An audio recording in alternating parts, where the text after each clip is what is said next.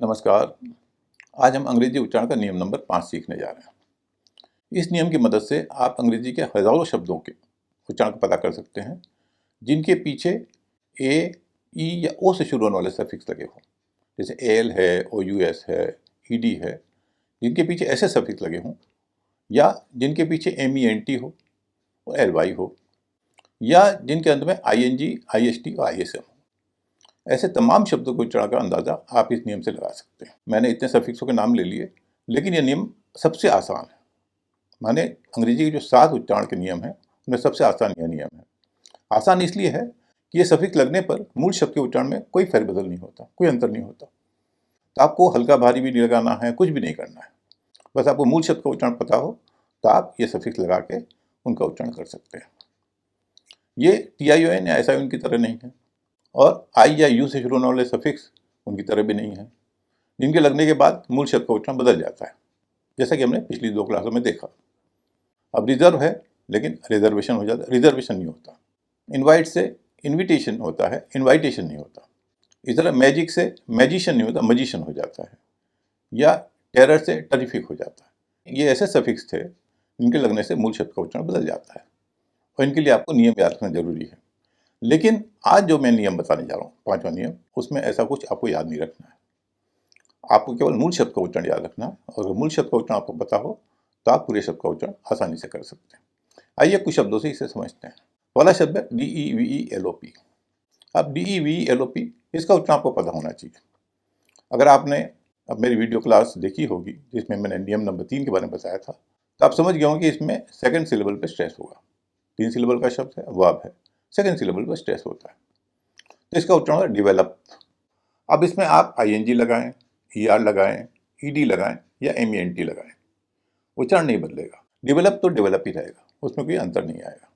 यानी इसको बोला जाएगा डेवलपिंग, डेवलपर, डेवलप्ड और डेवलपमेंट, कुछ नहीं बदला।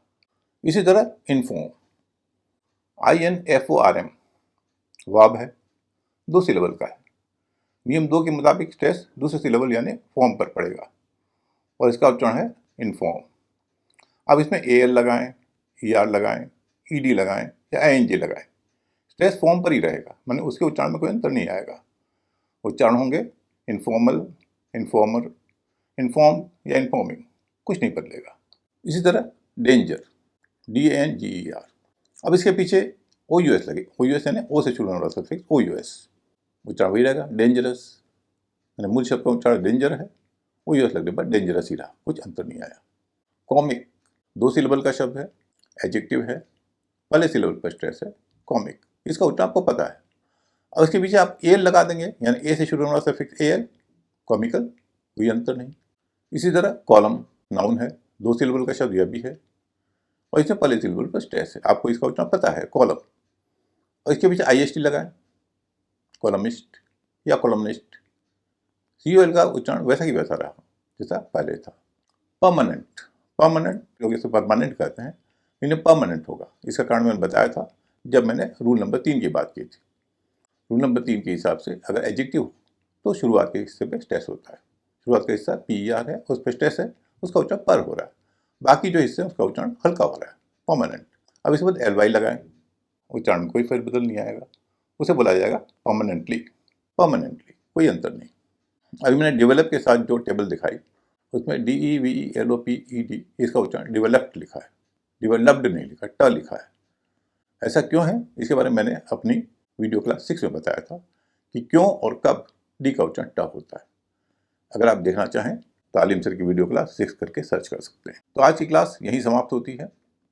इसका निष्कर्ष यह है कि जब किसी शब्द में A, E या O से शुरू होने वाले सफिक्स लगे, या MENT और LY लगे, या ING, IST या ISM लगे, ये जो कुछ सफिक्स हैं, ये अगर किसी शब्द के पीछे लगते हैं तो मूल शब्द के उच्चारण में कोई अंतर नहीं आता। उसका उच्चारण वही होता है जो मूल शब्द का उच्चारण है। कुछ उदाहरण मैंने बताए, आप दूसरे उदाहरणों में भी इसको ट्राई कर सकते हैं। तो आज की क्लास यहीं समाप्त करते हैं। अगली क्लास में हम ऐसे शब्दों पर बात करेंगे जिनके अंत में वाई है। नमस्कार। अंग्रेजी शब्दों के उच्चारण के बारे में आपको और जानना हो तो पढ़ें आलिम सर की इंग्लिश क्लास। किताब के अलावा ये क्लासें वेबसाइट पर भी उपलब्ध है। विजिट करें alimsarkiclass.com।